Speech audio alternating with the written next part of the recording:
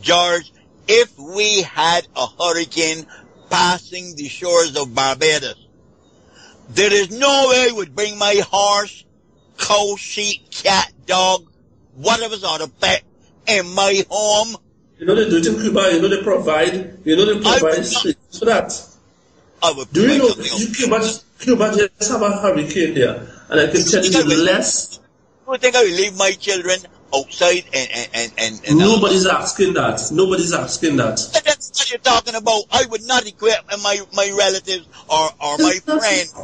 It's not equating people, and that is why I made the point. You will not equate your family, your relative with an animal. But when it comes to an animal illness, there is compassion for the animal. Put it to sleep. But there is no compassion for the individual when they're sick. Leave them, let them suffer. God will never leave them or forsake them.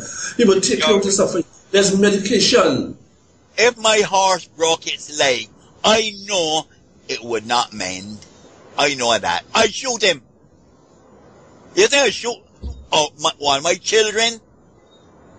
No, in that case, you don't have to shoot them. You don't have to shoot them. There is other ways of letting them die. And that's the thing, you want to put the animal to sleep because you don't want it to suffer. Anyhow, I think we should lever this bit for a long time. I am not in favor of euthanasia. You are, and it is only because the law will prosecute you that humans, you're not in favor of euthanasia when it comes to human. But if it comes to a dumb animal, you feel it should not suffer, put it to sleep. Hey, the animal can't speak for itself. Because its life is not worth that of a human. Do you know the animal rights activists will not agree with you, eh? It is not compassion. I am not in love with my horse. I love my family. I want to tell you that the animal rights... Well, the animal rights activists... I would live forevermore. Remember, I killed her or him, my child, whatever. I killed them. You think I would always feel, the hurt of wanting to get? And every killing is not a homicide. Every killing should not be a punishment for killing. Every killing can't be just one way. Human being, yes. I will suffer remorse.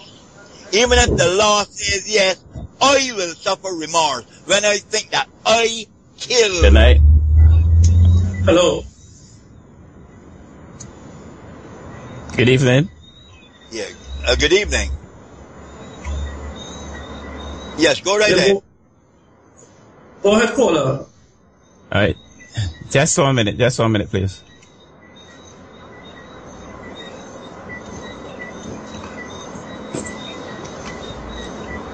Yes, good night. Yes, good night, caller. Caller, good night to the panel. This is DJ Lamboy1. Okay, I've been listening pretty carefully to the discussion. I am not in favor of the topic. Not the topic, but the what's it called again? Euthanasia or assisted suicide. Right. Okay. I am not in favor of that. And I don't agree with the person with the email that was just read, because I don't see how you could, to me, it was a very bad analogy to mix animals with human beings. I think so too. And I want to say that. Okay. First of all, because animals don't have a soul. So I don't see how you could mix animals with a human being. And let me tell you something, right? I have a lot of friends that are lovers of pets. And they don't even want to see the pet die. If the pets have a problem, they make sure that they take them to the vet and everything is done so that those animals can stay alive. I can tell you, I know a lady right now that she loves dogs so much.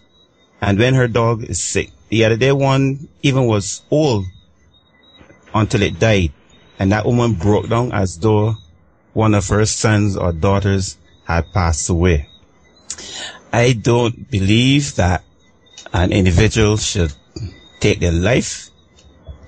God is the giver of life, and he is the only one that should take it. That's my opinion on the subject tonight. We want to thank you very, very kindly for your submission. You want to make a comment on that, George? I understand where the caller's perspective and where he's coming from. Now, he said there's quite a few things that I don't know if the animal rights people. He said you shouldn't mix an animal with people, with humans. The part about animals have no soul, I don't know anything about that. I can't say yes or no about that. I don't think so either, but the thing about animals, let me tell you something. Animals are so much a part of families today. Dogs, cats, horse, everything. Just recently, there's a situation in the United States where a pit bull saved a lady's life. Where twice, did it twice when nobody was at home. It stopped the owner from leaving home and alert that his wife was ill upstairs, suffer some seizure or something. You know, animals are definitely a part of us, and we don't have enough respect for animals, and we treat animals as if, well, they are so much second class and they can't play a role in our lives. And I don't share that view. We should mix animals with people because animals do play a role. Now, whether you want to value, how you want to value the life of an animal against a human, that is left up to the individual. And I am saying, just like you could have compassion, well, some people will not want to put the animal to sleep. But in some cases, some people think that they should put an animal to sleep because it's suffering. But when it comes to a human, the human should suffer. The human should suffer. Hello? Yeah. Hello? Hello? Hello? Yeah. So we thought we had a break in transmission. Yeah, they're saying that the humans, and this is what has me a bit baffled, right? It's all right for a human to suffer, but it's not all right for an animal to suffer. And the very same animals are not equal to human beings, right? The monkey, I agree with him, quite right. No one should determine if you wants to die or not, or did not the state or nobody, right? And you have a right to die in a peaceful, peacefully if you want to.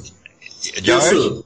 Yes, John. It is not fair to state categorically that we have indicated in anywhere, not even by innuendo, that it is all right for the human to die, but not the animal. That is certainly... No. That is not what I said. I said you are indicating that it is all right for the animal to die, but not the human. You did indicate that clearly. Oh, no, what in a case like that, what we are saying here is that they are both going to die. But I am saying that even the law respects human life. There is no way that you could be called up for murder when it comes to an animal. You can be called up for murder when it comes to a human being. There must be a difference between them. You can kill any animal. Have you ever known anybody pulled before the court and charged for murder? But maybe not murder, but cruelty to an animal. But cruelty, it is not cruelty. If an animal is dying, it is not cruelty in you if you didn't pick up a gun and shoot it. No, not in that case. But if you will treat an animal, and if you will treat an animal, you're talking about dragging before the court for an animal. Do you know? There is something called the RSPCA. We know that if you deliberately ill-treat an animal, I'm not ill-treating any human being who is dying and they want to die. Yes, you are. If you're leaving them to suffer, you are ill-treating them. I am ill-treating them because I refuse to agree to kill them. What is the difference and leaving your parents, your senior citizens, in a home that have been abused, right? That may be wrong. Or going to the side and assisting them and taking away the pain from the suffering and agony that they just lying on the bed and can't do anything for themselves. I remove nothing. You can do nothing for yourself. Nothing you can do for yourself. Nothing. Not one thing. You can't even say when you should take a bath and what you should eat. So if that person says, I want to die, please help me.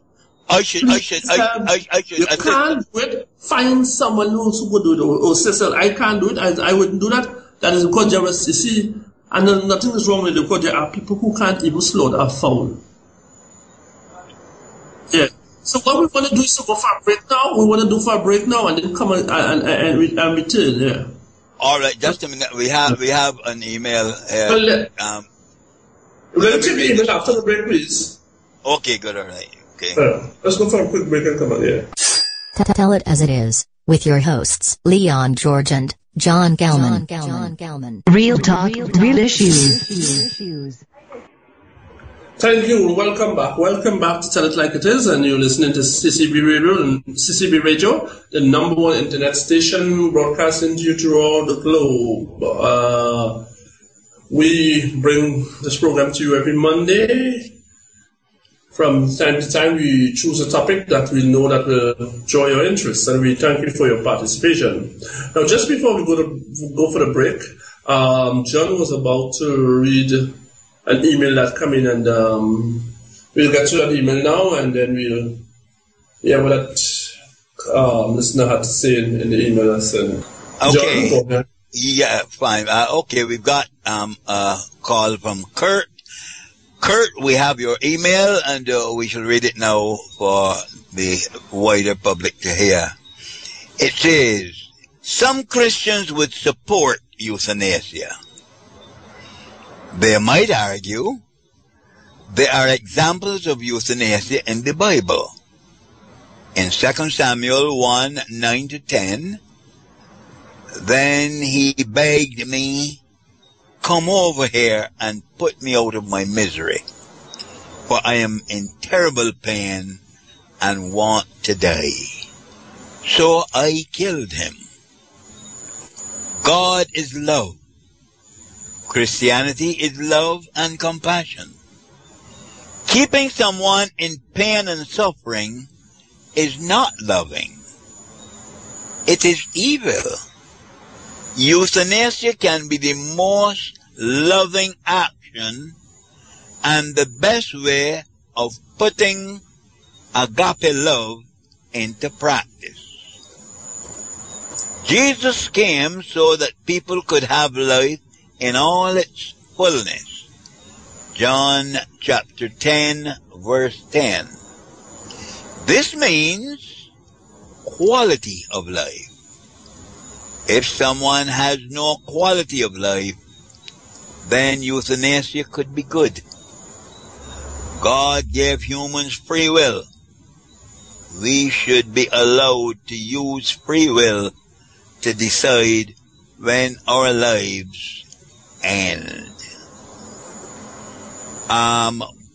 Shall I read it again, or do we have it? No, I get the drift. I get the drift of what he's saying, and I think what Kurt is saying here is consistent with a lot of things that I said before. It's not how long you live, but it's according to the quality of life you live. And some people would say, if I can't live like a man, let me die like one. Or if I cannot live in dignity, at least let me die in dignity. As a matter of fact, Mother Teresa used that statement. I remember that quote, Mother Teresa using a statement in that there are people who does not live in a dignified way, but at least we can take them in, add something here, and let them at least die in dignity.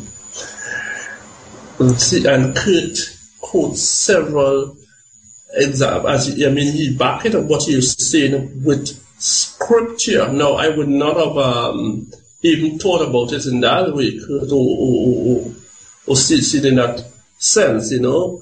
But I think this is the point I'm making all the time.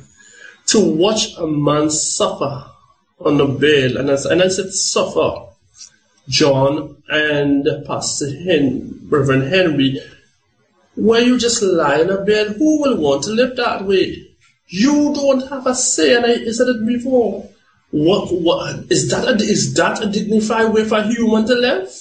But if it's an animal who we say cannot compare with a human life, don't let the animal suffer. Put it to sleep.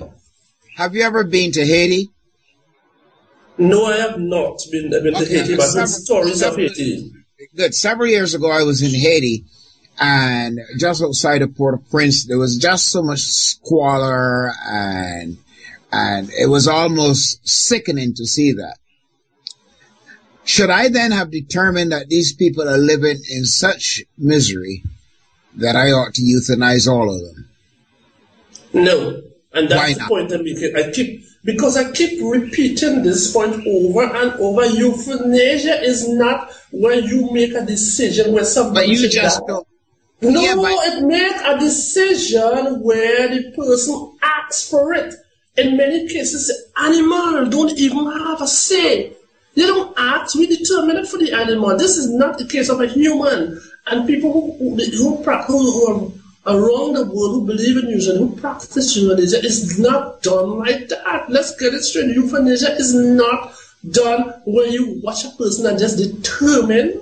Let me tell you something. There are people who live on the street. And let me tell you something. And when we look at them, we can easily say they're living on an undignified way because they eat from dustbin and they bathe in the canal and so on. But you know what? Some of them, if you try to rehabilitate them or try to get them away from that lifestyle, they will go right back there. They're comfortable with it. They don't pay bills. They don't do nothing when they want up. That's their right to live like that. You wouldn't think they come into you and ask to die. They go and they eat off of the garbage cans and so on. If you do it, you may get food poisoning. They live like that. They are comfortable with that. They are not asking to die, but we can watch them and say they live on we could say they live in an undignified way, but they're not asking to die.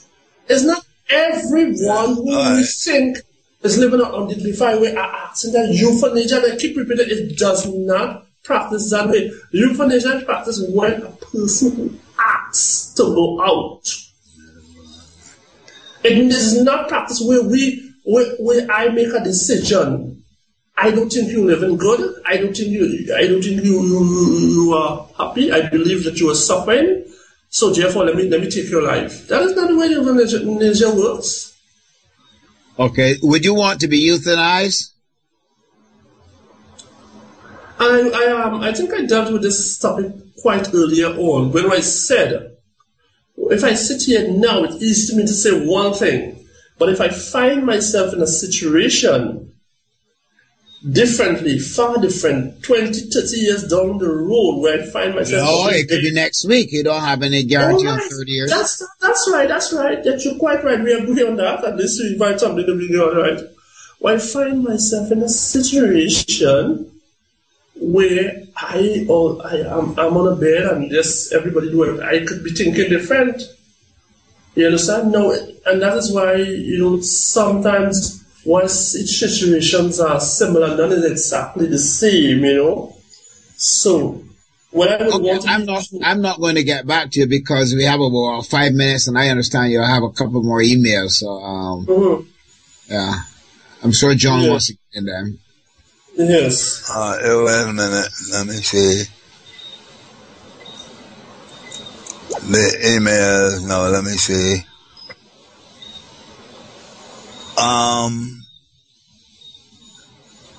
Oh yes, we got Monkey Apple again. He said, in response to the caller, human belong to the animal kingdom. Remember, humans evolved from the monkey. Now, who told you that? John, you don't know how he is or not. Go ahead. Monkey species. Some people consider animals just as valuable. At the end of the day, a life is a life. So my analogy is not wrong. All lives are invaluable. And that's the point I'm making. And see, that's the point I made earlier on. You want to comment on that, George? I said I agree because you see that's the point. You see, it's easy for me to determine and see things how we sit and talks about the value of animal life to human life. If you speak animal, I do. Let me say that I heard that before. I'm gonna comment on it now. I heard that before. I don't have the kind of information that will allow me to make an informed opinion about such a rhetoric, whether we come from monkey or not, or human. I am not going to actually comment on that. I can't make an informed opinion on that. I really didn't feel me. I don't have the kind of information that will be available to me. Yeah, let me read Linda. Linda, thank you for calling. Linda says, euthanasia is a poor excuse. Alternative treatments are available, such as palliative care and hospices. We do not have to kill the patient to kill the symptoms. Nearly all pain can be relieved. There is no right to be killed, and there are real dangers of slippery slopes. Opening the doors to voluntary euthanasia could lead to non-voluntary and involuntary euthanasia. By giving doctors the power to decide when a patient's life is not worth living. In the Netherlands, in 1990, around 1,000 patients were killed without their request. We could never truly control it. Reports from the Netherlands, where euthanasia and physician-assisted suicide are legal, reveal that doctors do not always report it. The assumption that patients should have a right to die would impose on doctors a duty to kill, thus restricting the autonomy of the doctor. Also, a right to die, for some people, might well become a duty to die by others, particularly those who are vulnerable or dependent upon others. I am in total agreement with our dear Linda. Your comment, George. I wish I could have dealt with that, but I just said to Linda, who talks about giving doctors the power? While yes, every doctor may have a power, the doctors alone don't have the power to assist somebody in suicide. It can be your mother, it can be your brother, it can be your father. Assist or to administer something, or at least oversee the minister in some medication that will carry you out peacefully. Who talks about a doctor giving the doctor a power to say, okay, yes, I give him, he wants to die, give him an overdose of this drug, that drug. I don't agree with that. I have never said that is the way that I want to go. Listen, what I am saying and where I am in agreement with Linda is that anytime you bring about voluntary and euthanasia, you can precede a trend to accept euthanasia as the panacea for the disposal of those thought to have outlived their usefulness. It can lead right into that. And I wish we had more time, that every law that we made, or every law is on the statute book, it went to abuse. There are so much laws that we made, and there are so much checks and balances and situations to keep a law in checks and balance. If you were saying that about euthanasia, you're going to say that every law that is on the statute book, they cannot be abused and they're going to be run away, and they does run away. When you put a law in place, you put the checks and balances to make sure that law, the individuals or citizens don't abuse the law. Let me tell you something. I don't agree with that. Let me tell you something else, George. The necessary checks and balances.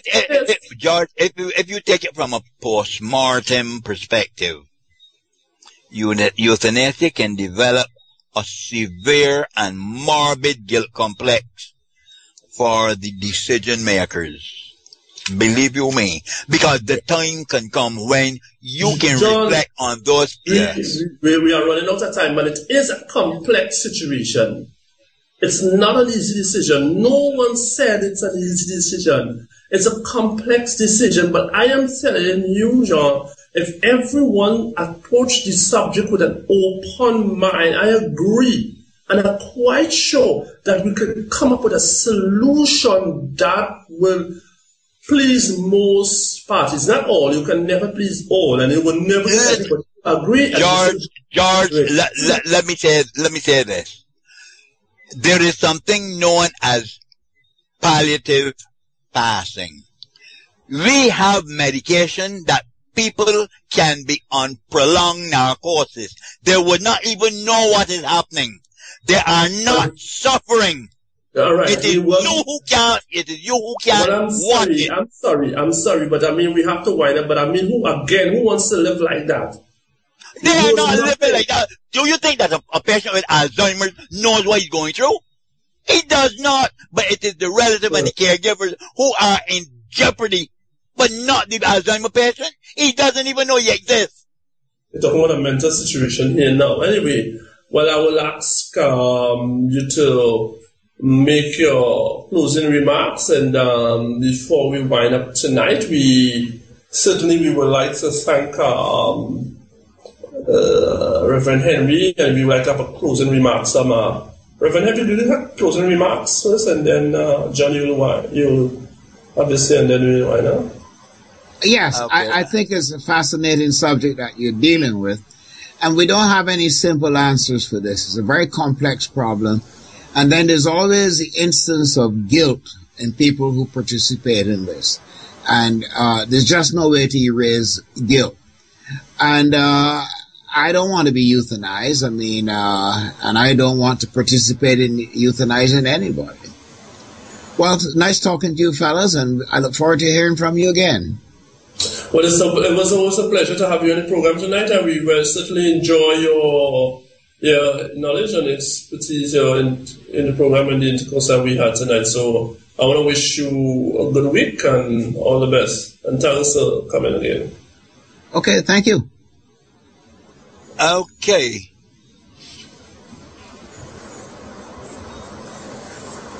John, do we have a closing remarks?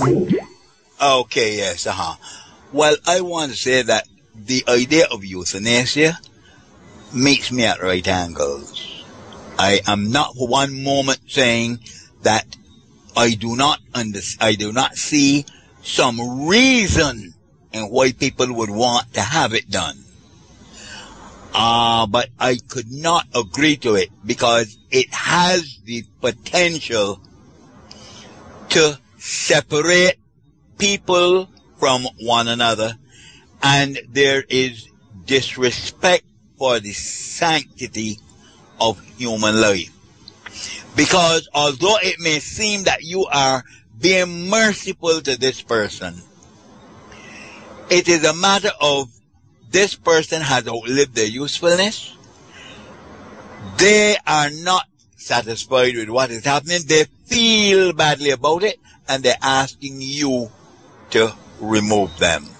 I don't think that man has that right to put another human being to sleep because he is saying there are too many different therapeutic measures that can be used. Someone can be given medication and you can relieve that pain. That person can be in a situation where they are on a prolonged narcosis and they are not suffering any pain.